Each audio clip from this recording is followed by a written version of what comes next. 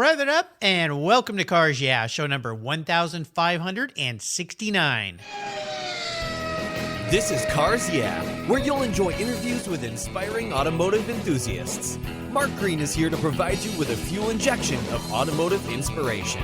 So get in, sit down, buckle up, and get ready for a wild ride here on Cars Yeah.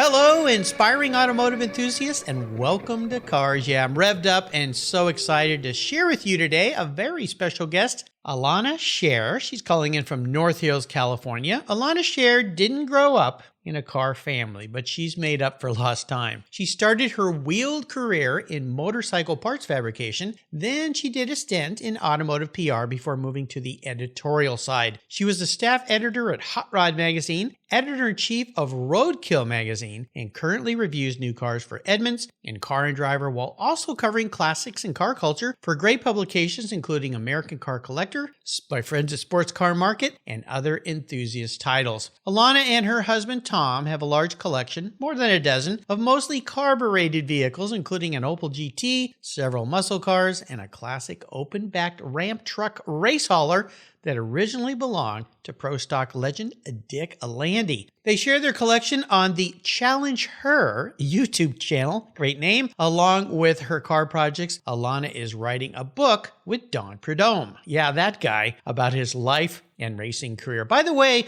Elana was guest number 6 on the Buy, Sell, Hold podcast that I do with Keith Martin every Tuesday. So if you missed that show, you can find it on the Cars Yeah website, on the Sports Car Market website, or any mobile podcast app you use. We'll be back in a minute to talk with Elana, but first, a word from our valued sponsors that make Cars Yeah possible. Sit tight, buckle up. Going to be a fun ride. We'll be right back.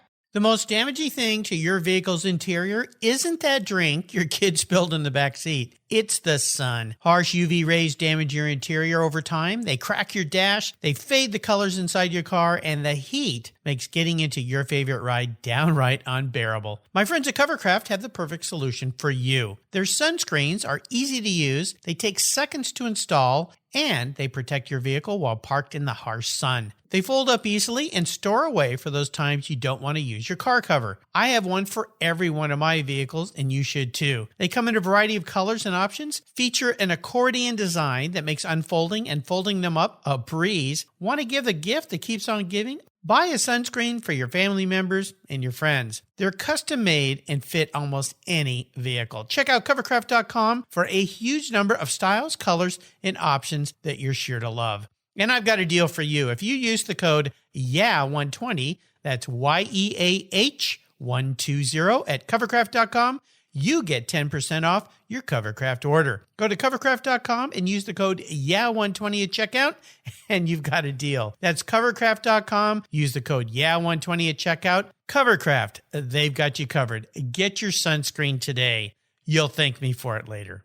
So what do you do after running a race team for 27 years with over 100 podiums, multiple Daytona wins, and a win at Le Mans? Well, if you're a racer and the Racers Group team owner Kevin Buckler, you found Adobe Road Winery. Located in Petaluma, California, he and his team have created a winning combination with the Racing Series, 4 ultra-premium red wine blends that are in a class of their own. Like racing, these wines comprise of art, precision, engineering, science, all wrapped in a whole lot of fun. You can choose from 4 blends titled Redline, Apex, Shift, and the 24. Today I'm going to talk about the 24. This wine earned 91 plus points from Robert Parker's Wine Advocate. It's a dark, spicy, and velvety blend with ripe blue and black fruits and very smooth tannins.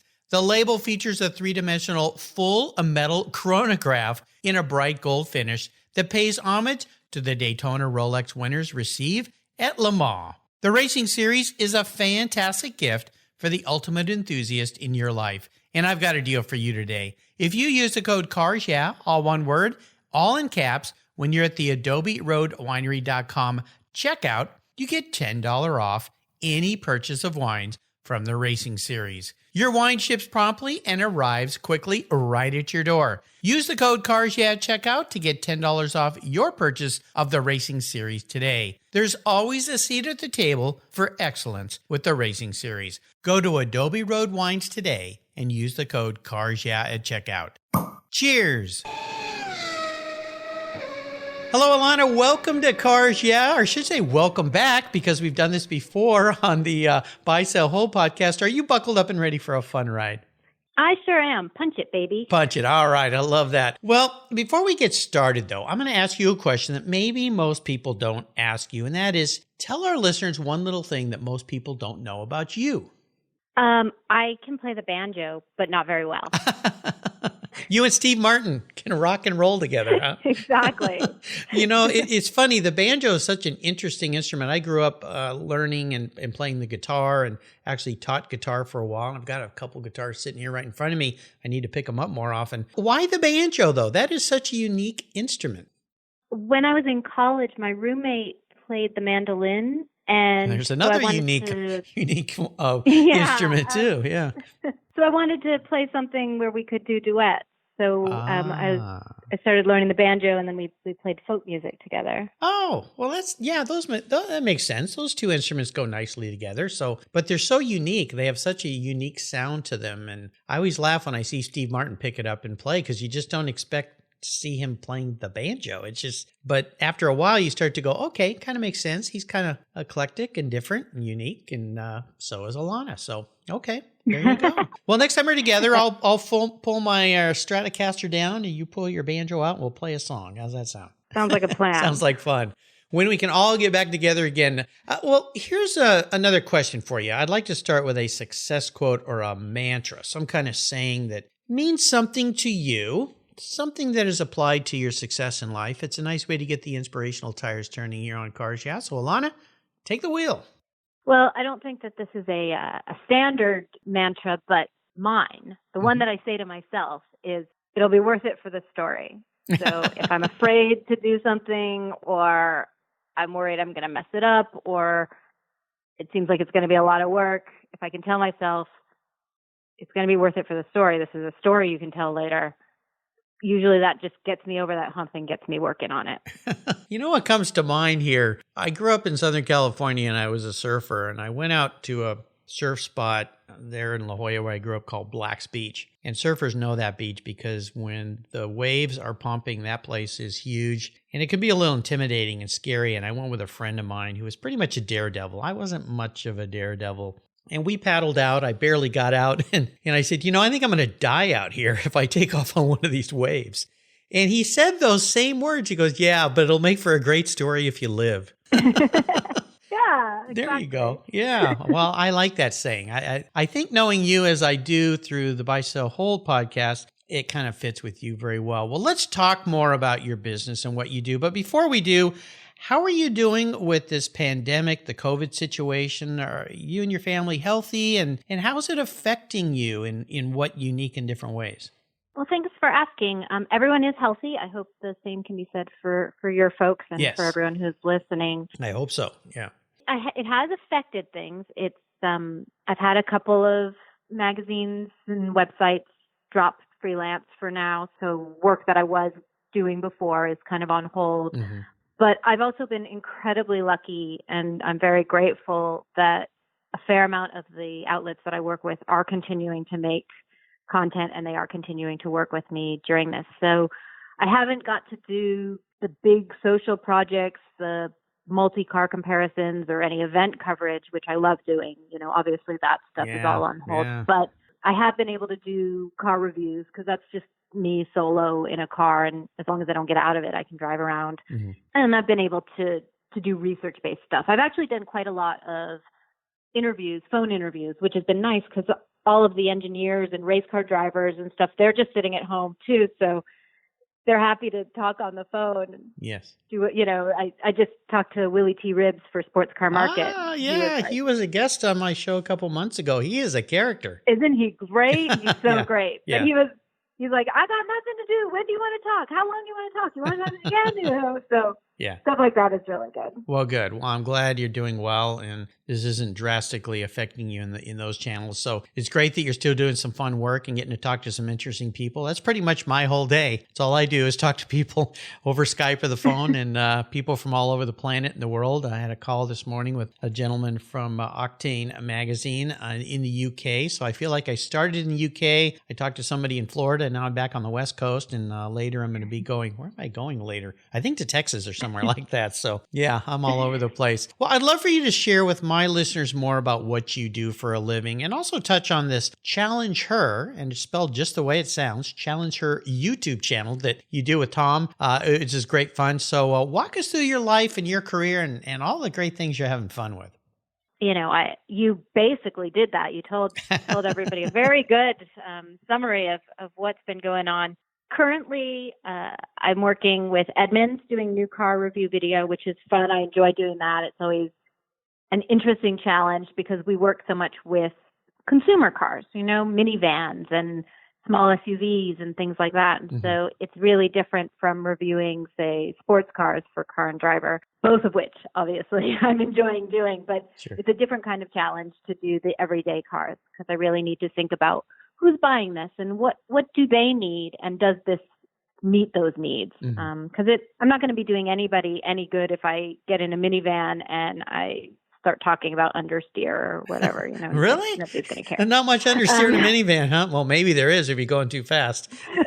Well, I think minivans are designed to be extremely safe, which is great. It's not always the most dynamic driving experience, although they're not bad because they are kind of low to the ground. They do have a low center of gravity. People would be surprised. They've gotten better. The same with SUVs. I mean, I was loaned a new Porsche Macan Turbo a couple months ago by our local Porsche dealer. They wanted to borrow my car for a show they were having, and that was a nice car to drive. I thought, man, this is pretty sweet. I know, isn't it terrible? Is it Porsche in particular? You get in the SUVs and you're like, I'm not going to like this. I'm not going to like this.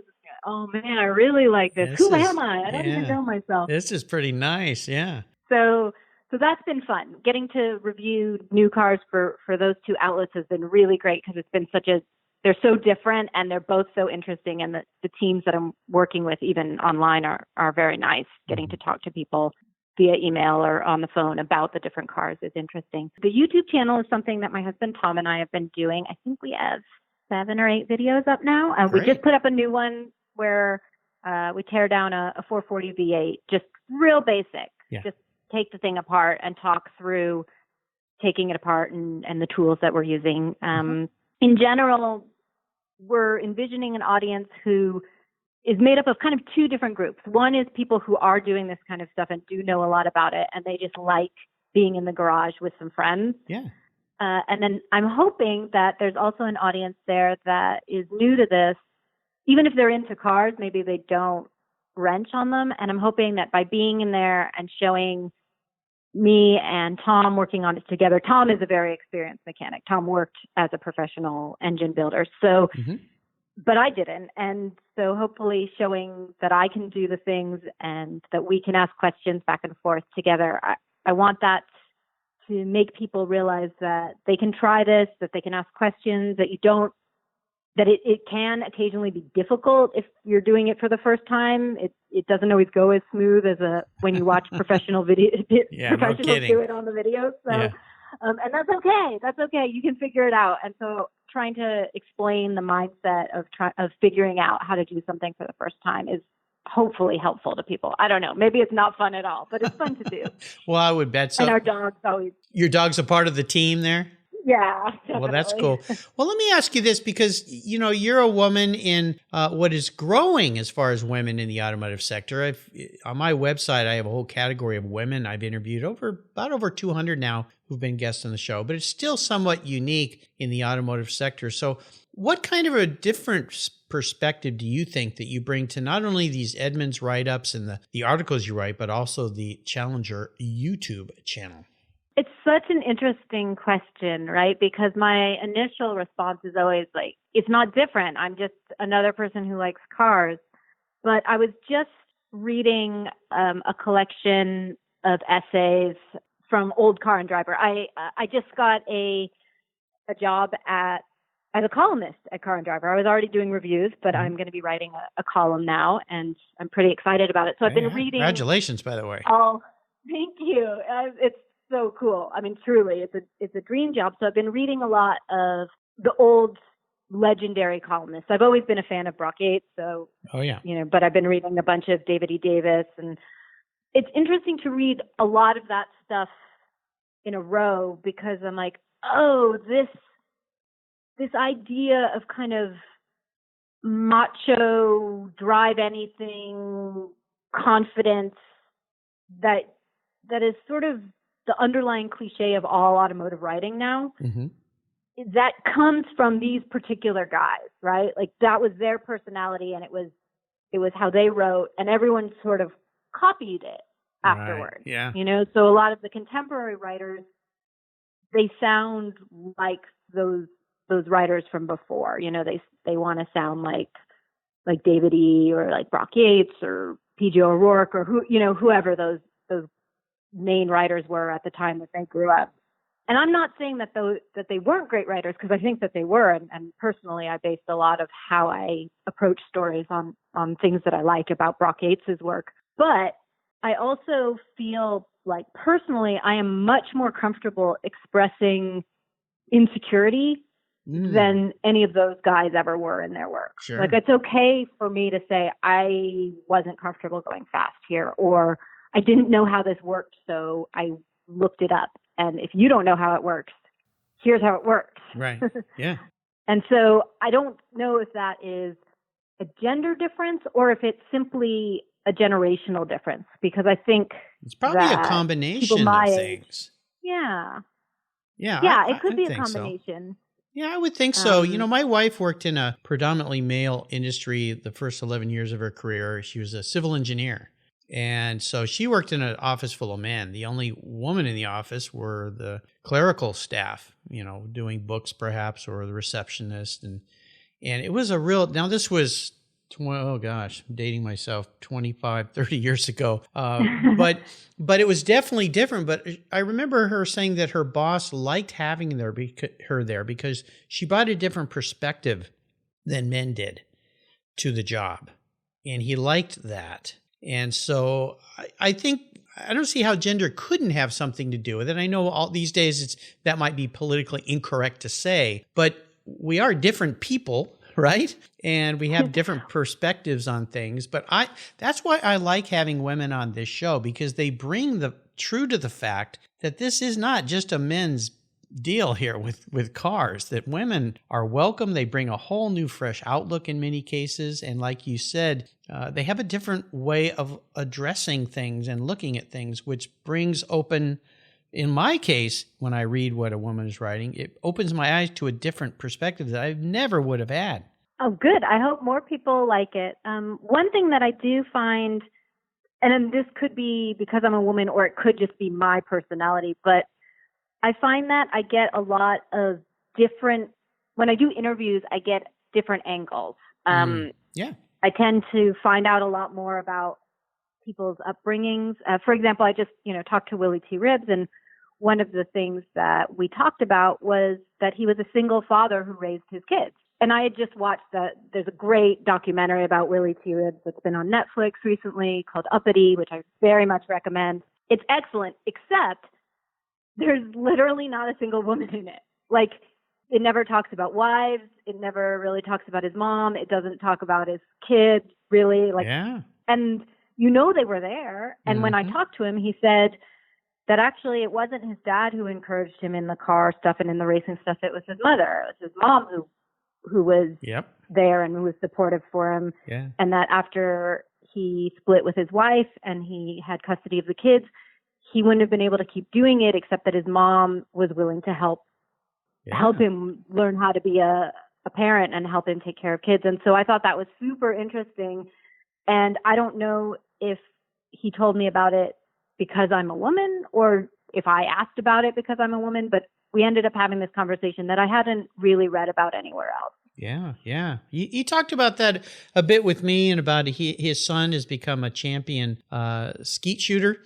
shotgun shooter and how he does that to relax and get his mind off racing, and got involved with that. But and that's my point. I believe that regardless, men and women do interact differently than men and women and women. There's just happens, and you get a different perspective, which is the enjoyable part of it for me, even with interviewing as many women as I've interviewed who are some iconic people in the racing world, like Lynn St. James and others, and women that are builders like Bogey with, her TV show and yourself. Sure. Yeah, it brings out a different side, which I think for listeners, I hope you listeners are enjoying this, that they may they may not get. Yeah, so I appreciate you taking us there. That's fascinating. Well, let me talk you this, since we're diving deep into your life here. I want you to talk about a huge challenge or a big failure that you faced, something that really kind of pushed you back, but more importantly, what was the lesson learned and how did you move forward in a very positive way? Now, we're going to take a short break and put some sponsor spots in here, but I want you to chew on that, and when we get back,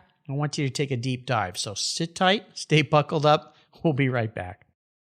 If you're listening to Cars Yeah, you've probably spent some time working on your favorite ride. But how confident are you working on your finances? You may be able to rebuild a fuel injection system, but can you decipher the details of a mutual fund? If you're like me, investments, insurance, annuities, budgeting, and other financial concepts may seem a bit daunting, but what if I told you there's a book that describes these subjects and more in an easy-to-read and a very humorous way? My friend Chris Kimball, CFP, a longtime sponsor and past guest here on Cars Yeah, has written that book, and it's titled The Saga of Eicken Penny, a couple's humorous journey through the confusing world of finance. It's a fun look at things you need to know, everything from investing to effective ways to get rid of credit card debt, and it's probably the only book on finance with a VMAX on the front cover and a classic Mini Cooper on the back. The book's available at Amazon for just $10, and this book will dramatically improve the direction of your financial future. I gave copies to each of my children. All securities are through Money Concepts Capital Corp. Christopher Kimball Financial Services is not affiliated with Money Concepts Capital Corp. Get your copy, The Saga of Eicken Penny, today. My favorite collector car magazine is Keith Martin's Sports Car Market. I've been a subscriber for decades. Sports Car Market is the Wall Street Journal for enthusiasts and collectors. It's your monthly must-read, whether you dream of owning a collector car, maybe you have two, or maybe you've got 200. Sports Car Market has been around for 31 years, and it's filled with valuable articles, intelligent write-ups, and the latest auction sales. Go to sportscarmarket.com and subscribe today. And don't miss my weekly podcast with Keith Martin titled Buy, Sell, Hold. It's the essence of collecting. We talk to the movers and shakers in the collector car world. Here's a couple deals I have for you just for listening here on Cars Yeah.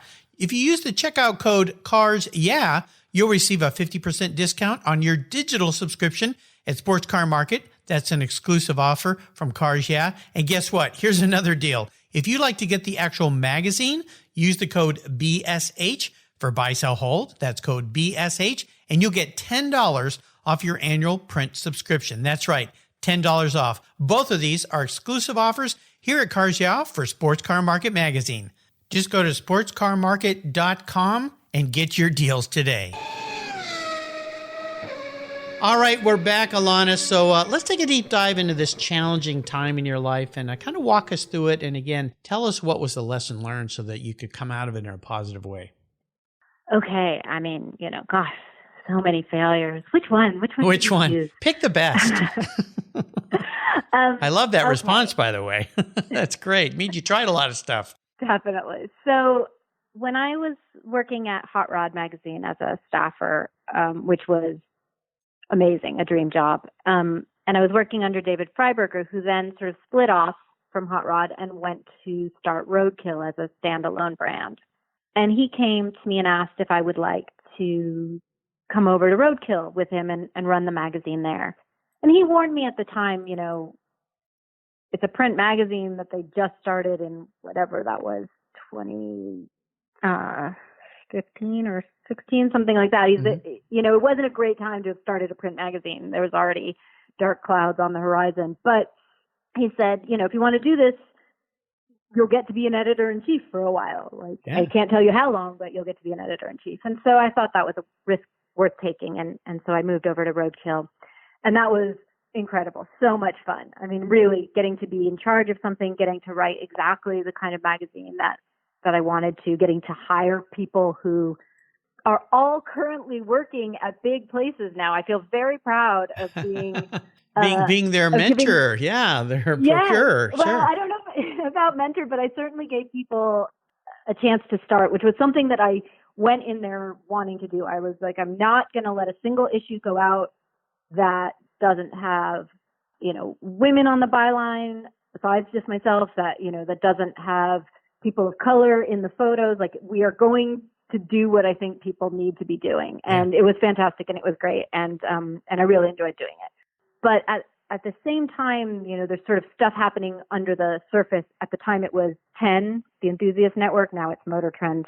Mm-hmm. And they were really moving away from print. They were moving towards video. There was a bit of an upheaval in the various different higher level executives that were there. And they had, just huge layoffs. They closed a ton of magazines, similar to what they've just recently did last year. And they didn't let me go, but they did call me into the HR office and say, like, we're not going to do the magazine anymore. And I was like, well, that's fine. I was expecting that. Do you want me to keep doing the website and the social media and all of that? And they're like, no, we're just going to get rid of your position altogether. But, you're a good employee, so we have another job for you. And I was like, okay, what's that? And it was a secretarial position.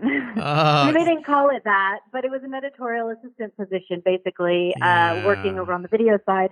And on my first day in that position, I sat in a meeting with all of the remaining editors, all of whom were men, and I took notes on a calendar. Yeah. And I went home that afternoon. That probably didn't feel very good, did it? I was furious. I was furious. And it's nobody's fault. Like, it is someone's fault, but it's nobody who is currently there's fault, and it's not David Freiberger's fault. It was these executives who then ended up being pushed out almost immediately after that. But I went home and I talked to Tom, and I'm just like, I don't know what to do. Like, I can't do this, like this is so painful, and I'm so wounded, and I don't believe that they would have done this to anyone else. And he said, well, quit. And I was like, but I don't have savings. He's like, it doesn't matter. We're not going to starve. We're not going to lose the house. Just quit. Don't do it. You can do something else. You married the right guy, because I'm assuming, Elana, that's what you needed to hear. You needed to be able to be set free and kicked out of the nest and go, you know what? Let's get out of the comfort zone here, as if you weren't already, and go do something else. It's okay. Absolutely. I mean, he couldn't have said anything better, because I was so scared that it would be irresponsible of me to quit a job that was paying well and wasn't hard, But it wasn't fulfilling at all. No, not at all. It was absolutely, I didn't want to keep doing it. So I quit. I put in notice, and then, I had to learn how to become a freelancer, and that had its own challenges, sort of learning time management. I definitely had, one big fail after that, where I just didn't hit a deadline. I just didn't do it, and they went with somebody else, but I've never had it happen since. Of course. So, you don't make that mistake twice. No. And, it was hard. I took every job that was offered to me when I first became freelance. I didn't turn anything down. I was working really hard. I was taking jobs that paid $100 for a story, which is not very much. Sure. But I just figured I got to do this, and I've got to make it work. And here I am going into year 3 of it. And it's working out. I'm writing a column for Car and Driver, and doing reviews for Edmunds, and I've written for Road and Track and Automobile, and it's also been really amazing. I mean, people have been very supportive along the way. Other freelancers have shared contacts with me and have shared advice about how to get stuff done, and hopefully I've been passing that on as well to people who've asked me for advice. So I never would have got to do that. I mean, the other day they dropped off a Lamborghini Huracan on my driveway for me to review, and if I had stayed working just in the classic American car field first of all, there are very few magazines left doing it. Mm-hmm. So who knows if I'd even have a job. But also, I would have never got to experience all the rest of this car culture stuff. So, Right. I mean, I wrote about a McLaren at Pebble Beach for Sports Car Market. That never would have happened if I had stayed doing calendars for the other editors. Well, I'll tell you something. It's an awesome story, and it's a great lesson. And it's what Cars Yeah is all about. Is there are lots of opportunities out there. You just need to jump and take them and take that bold move. And thankfully, as I said, you married the right guy. Tom is great. He, he said, "Hey, don't do what you don't want to do. Life is too short." And maybe that's part of the silver lining, and there's going to be a few silver linings with this current pandemic that I think will be positive. At least I sure hope so. That life is short, and you just don't know what could be coming. I mean, who'd have thought 8 weeks ago that we'd all be sitting here going through this? Nobody could have ever dreamed that up. Yeah. I should be in Italy right now doing the Mille Mille. Yeah, we all should be there. Yeah, absolutely. Yeah, so, we should all be there. Next year. We'll be there next year. There you go. Next year. Well, I appreciate you sharing that. It's a wonderful story, and kudos to you for taking that daring leap, because that could not have been super comfortable, but look at where you've come, baby. So, thank goodness you did it. A hurricane in your driveway. You can't beat that. Neighbors are all going, "What is she doing down there? What the heck's going on with her?" I know they probably think I'm selling drugs. Yeah. Oh gosh, she's gone off. She's gone off the deep end. The French connection, now it's the Italian connection. Well, let's talk a little bit about your personal passion for cars and so forth. I'd love for you to share a story, where that came from. What was that pivotal moment in your life and you knew you were going to be a car gal? I think you and I have talked about it before, that it was actually much later than most people have their moment. I didn't grow up with cars. I mean, there were old cars in my life, but it wasn't an important part of anyone else's life around me growing up. But when I was in college, I had a good friend and a neighbor named Damien, and he was into muscle cars. He had a couple of different ones. And I think the moment that I realized I really liked them, it was before I even had my own. He had a 73 Charger. It was green. It had the little slot opera windows. Yeah. The Cobra vinyl top. Had the tapestry interior. It was like plush car. Pretty cool. But we were driving up I-5. We were going to San Francisco, and we blew up the motor. Oh no! Overheated or stuck a piston or something. I can't remember now what it was, but it was fatal to the car. Yeah. And so we were on the side of the road, trying to figure out what to do. We had to get a tow truck, and we had to get a rental car because we had, place to be up in San Francisco, all this stuff. And I had a great time. I liked every second of it, it was like, this is fun. Remind me not to take a road trip with you, though. I don't think I want to have any fun with a motor blow up. Well, I mean, it would have been fun if it hadn't blown up too, but it was more just like, I just enjoyed the old car, and the fact that there was a problem with it was part of the experience. Exactly. It wasn't something that made it not fun. It just added depth to it. Yeah. And, cool. I've certainly done it many times since then. I'm less excited about blowing up now than I used to be. But yeah, no kidding.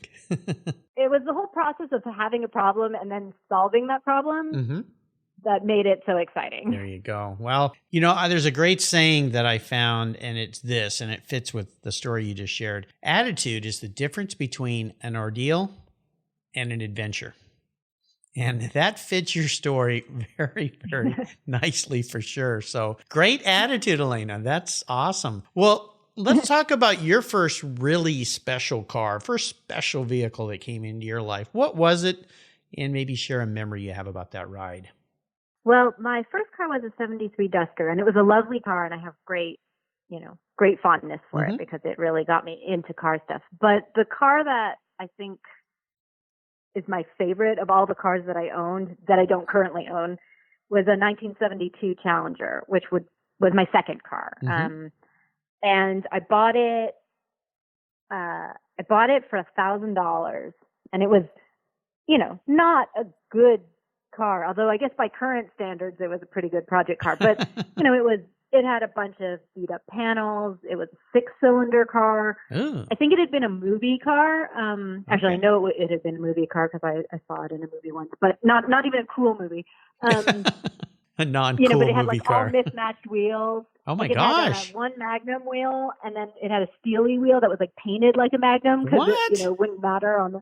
Yeah, it was, but it was still like, to me it was so cool. It was just like a flat black 72 Challenger, and I felt extremely powerful when I drove it, especially later because I ended up building an engine for it, put the engine in, and I started drag racing it, and took it all. I mean, I had multiple road trips in it, went back and forth to San Francisco, Arizona, and it was such a bruiser of a car, and it was sort of my first experience realizing that a car can be almost like an outfit that you put on, like a superhero costume or Right, something. Because right. when I was in that car, I felt like a very different personality than when I was outside of it. Well, those cars had such a stance to them. I remember when I was in high school, there was someone in town that had a plum crazy 72 Dodge Challenger. And that thing, every time it cruised around, I'm like, whoa, that thing's like nuts.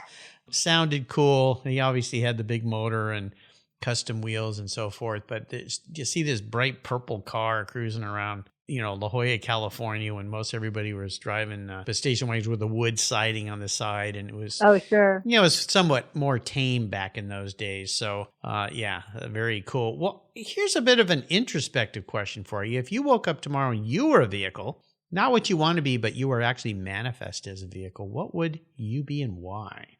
Well, I mean, I'd like to claim that I would be like an E-type Jag, but I don't think I'm that elegant. Well, I don't know about that.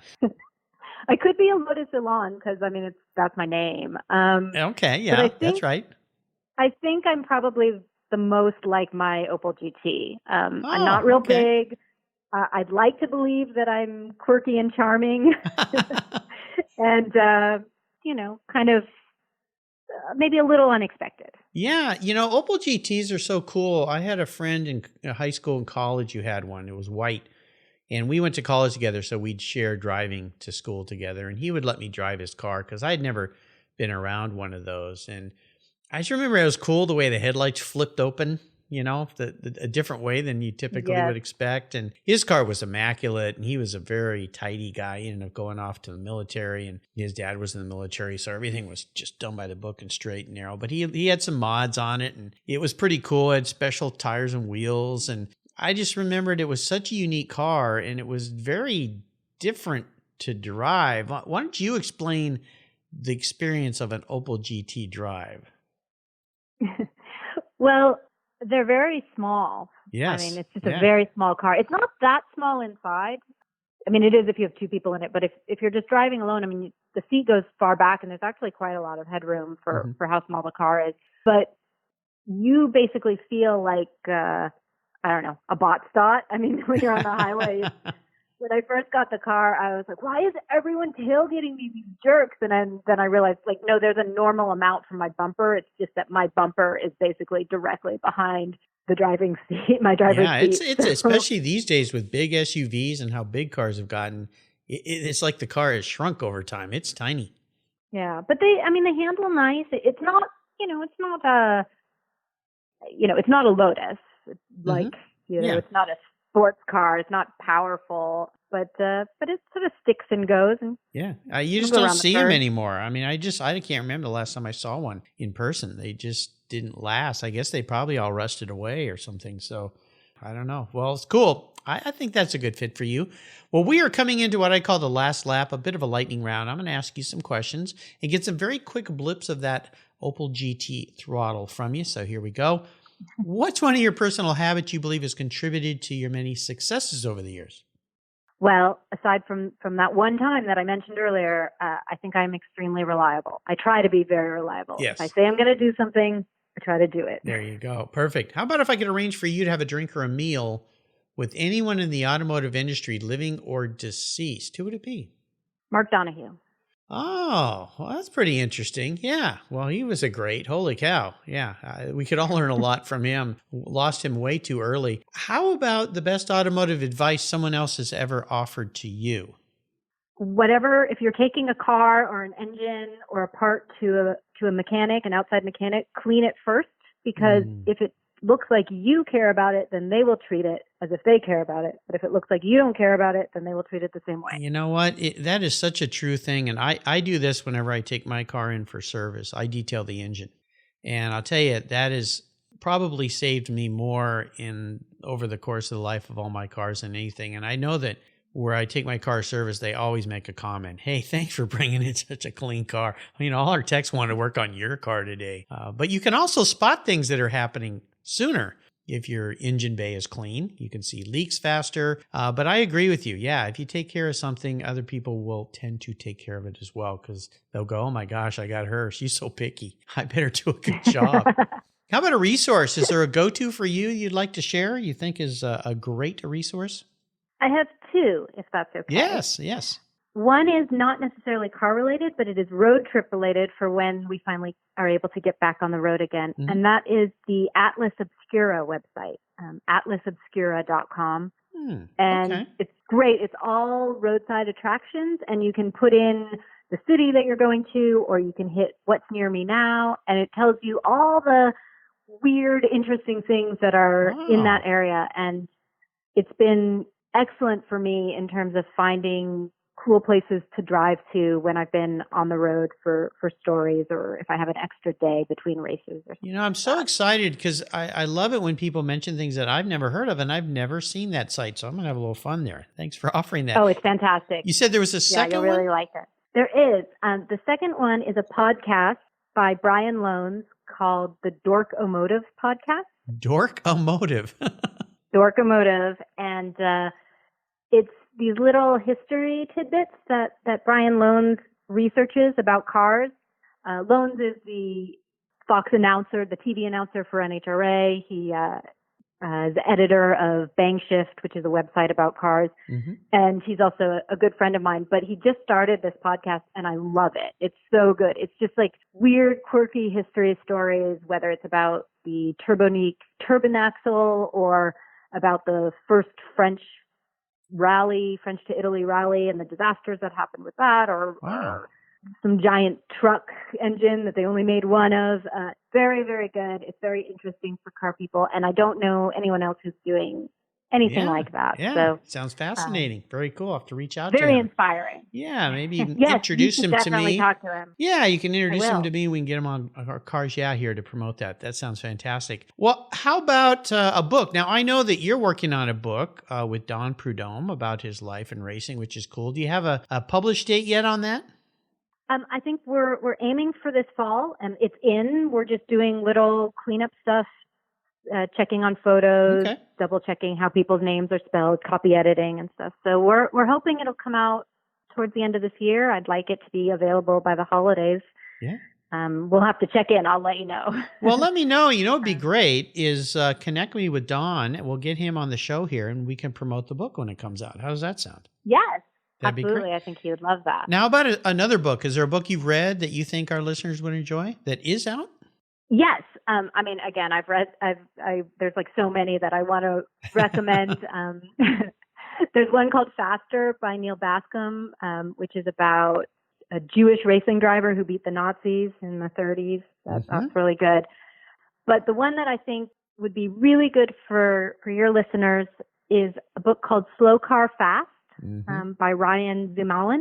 Yep. I don't know if you know Ryan, but he's a younger guy, and he did a whole bunch of research into the car culture of people under 30, and it's really good and useful, and certainly will make you feel a lot better if you're one of those folks out there going like, oh man, the kids don't like cars, because they do like cars, and they just like them a little differently, and he really did a good job of looking into that. Yeah, definitely. Well, Ryan is going to be a featured guest here on the show, so I'm familiar with him in that book, so you listeners can watch for that. But Neil, I had on the show a couple months ago, and his book Faster is fascinating story. It's just incredible. And he was gracious enough to give me about 15 books, and I've been sharing them with people and sending them off to readers and so forth. So yeah, those are 2 great books. I'll remind our listeners, go to the Cars Yeah website, click on the resources tab, and you'll see a category called Guest Recommended Books, where I'll put both of these books. And there's over 1,600 books listed there by my inspiring automotive enthusiasts. It's an incredible library of opportunity for you to have fun, learn, and explore. So check it out on the Cars Yeah website. All right, we're up to the checkered flag. This question can be a bit of a doozy. Today, I'm going to buy you any cool collector fun car that you'd like to have parked in your garage. But there's a couple rules to this game that may make it a bit of a challenge. One is, you can't sell it to buy a bunch of other toys with. So if you buy an expensive car, or if you have me buy you an expensive car, you got to keep it. I want you to drive it. No garage queens or trophy queens here. I want you to go out and enjoy this. So it needs to tick a lot of boxes, but here's the hard part. It's the only one collector car you can have. So what's it going to be? It's the Lamborghini Mira. It's a hard question. There are a lot of cars that I would love to have. But in thinking about the question and thinking like, okay, what do I want? It's like, I want something that's fast. I want something that's beautiful, that I just, every time I see it, I find something else about it to look at. And I want something that is unlikely to be one of 50 in a parking lot. What you think? And I think that not only would having a regularly driven Mira make you a celebrity, but it's also just a car that no one's ever sorry to see one show up. I know. They're so beautiful. And what's surprising to me, those cars were built between 66 and 73. So I think they built around 750 cars or something like that, maybe a little more. But they built them for quite a while when you think about it, because a lot of those cars back then didn't last as long. And they evolved a little bit as well. I believe they all had the V12s, but of course they later had the SVs that came out towards the end, I think, of that era. I might have that wrong, but they're just the most, I think they've got to be on the top 100 most beautiful cars. And yeah, I think it was the SV. They made the P400, the 400S, and then the 400SV. So I want to make sure I get you the right car. And they also made a version called the Jota, I believe, which was kind of an... Oh, it's, Jota, right? Yeah, I may be saying it wrong, but it was... I don't know. I didn't really care for it very much. It's a bit different. But so I want to make sure I get you the right one. So what's it going to be? The 400, the 400S, or the 400SV? Oh gosh. Now you put me on the spot because That's okay. I haven't researched them in a while, but I like the one with the eyelashes, and I know that was only a couple of years where they had the eyelashes on. All right. them. I'll make sure I get some that eyelashes. Like 68 or something like that. Yeah, 67, 68, where they had the beautiful, that touch on the headlights. So, all right. I'll make sure I get you the right one. Now, is there a color that you would prefer? Because they came in some really cool colors. They did come in some amazing colors. I think that all cars look excellent in orange. But I also really like the Mira in blue. There's like a bright blue that they did it in, which I think I might be okay with. I saw one in that color when I was at the Cavallino event years ago, and they have an event after the Cavallino on Sunday at Mar-a-Lago, which happens to be President Trump's, one of his places, a resort place. And actually I met him there, which is the only time I've ever met him. It was quite interesting. I was there early and they were bringing the cars in, and he was walking across the grass, and I went up and introduced myself, and he was actually very nice, and he made a funny comment. He said, "Well, I hope these cars aren't dripping oil all over my lawn." And I thought that was kind of funny, but he was a car guy back in the day. But they're just incredible cars. But the color that was on the lawn at Mar-a-Lago that day was a beautiful blue color with a cream interior, which, if you remember, many of those Miras had very interesting interiors, very contrasting colors to the outside colors. I've even seen an orange one with a bright blue interior, which is just crazy. So, all right, well, I'll get you something fun. I'll surprise you. Okay, thanks. I mean, I won't turn any of them away. I would think not. No, I think not. Well, Elana, you've taken me on a fun ride. This has been great to reconnect again after you were on Buy, Sell, Hold with Keith Martin and I. That was a great talk as well. So you listeners that missed that talk, you'll find it on the Cars Yeah website or on Sports Car Market website. Before I let you go, though, I'd love for you to share a parting piece of wisdom or encouragement for all of us out there before you rip off onto the coastal sunset, maybe down Highway Coast 1 in that Lamborghini Miura, with eyelashes, of course. With eyelashes. I think that the advice that I would give people, especially people who want to do what we're doing in this industry, is you don't know who's important or how long they'll be important. So don't treat people one way if you think that they can help you, and a different way if you think that they're not important. Yeah. You should treat everyone that you meet as you move through the stages of your career as valuable, because everyone is valuable, and it becomes very obvious as you hang out with people longer who's kind of just in it to suck up to get something out of people, and people don't like it. And when you do treat people nicely, no matter whether they're important or you think they're not important, people notice that too. And I think that, I mean, I don't know. I can't tell you why I've had such good luck with being offered the opportunities that I have, but I believe that it's because I don't do that. You know, the editor-in-chief at Car and Driver now, Sharon Carty, she's offered me this amazing column, and I'm so excited about it. But I didn't just start talking to her when she got the Car and Driver job. You know, I mean, I knew her before that. I mean, she's always been in a higher level position, so maybe that's not the best example. But I'd like to believe that maybe she remembered that I've always been a decent person, and that there aren't too many people who are out there who would say that I haven't been nice to them. Yeah. And I think that that's something that doesn't get talked about enough in work. People talk about needing to have a killer instinct, or needing to be bold, or needing to be aggressive. But I think that there's a lot that you can do with kindness, and that it's a worthwhile way of living your life. It's pretty simple. Just be nice to everyone. You know, there's a quote, and I'll probably butcher a little bit, but don't burn bridges on your way up, because you might need that bridge on the way down. And so, just be nice to people. It goes a long way, and people remember it for sure. So what's the best way for my listeners to keep up with you? Ooh, okay. Well, you already mentioned the YouTube channel. That's Challengeher. And if you're on any of the social medias, Twitter or Instagram, that is also Challengeher.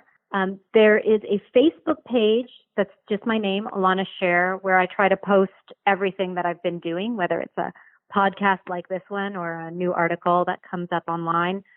So that's just my name, Elana Scherr, on Facebook. And I believe I'm the only one, so it shouldn't be too hard to find. Absolutely. I'll make sure I put links to all those on Elana's show notes page. She spells her name Elana, and Scherr is Scherr. Got an extra R in there. So make sure you check it out. If you missed any of this, or if you're driving right now, you're walking, you're riding, you're having some fun, go back to the Cars Yeah website. Just type Elana, Elana, and you'll find it right there. Or Elana, if you say it correctly. So there you go. He always trips me up. Elana, thanks for being so generous today with your time and expertise. I really appreciate you spending some time with us today. I'm glad you're healthy and happy and things are going well for you. Until you and I talk again, I'll see you down the road.